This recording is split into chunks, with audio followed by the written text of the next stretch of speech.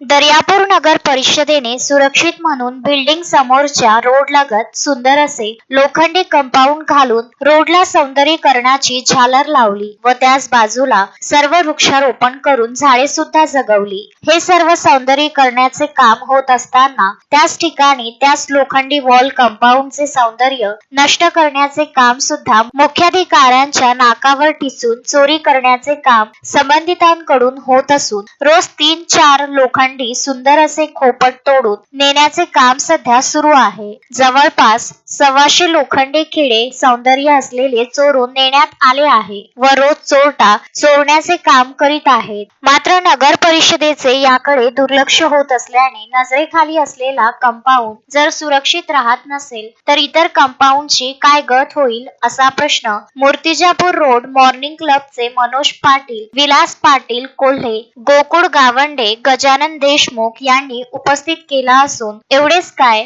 पण रोज morning walk करणारे त्याच भागातील माजी नगरसेवक नळकांडे पाटील यांनी सुद्धा मुख्याधिकारी यांच्या कानावर वस्तुस्थिती सांगून यांनी सुद्धा नाराजी व्यक्त केली आहे व सौंदर्याची ऐसी की तैसी होत असल्याचे सुद्धा ते म्हणाले। आता तरी उरलेले लोखंडी कंपाऊंडचे सौंदर्य कायम टिकविण्यासाठी नगर परिषदेने लक्ष ठेवावे व सौंदर्याची नासधूस करणाऱ्या चोरांना थोडी लाज वाटू द्यावी। चोरताना काय चोरलं पाहिजे हे सुद्धा त्या चोरट्यांना माहित नाही याचं सुद्धा नवल वाटते।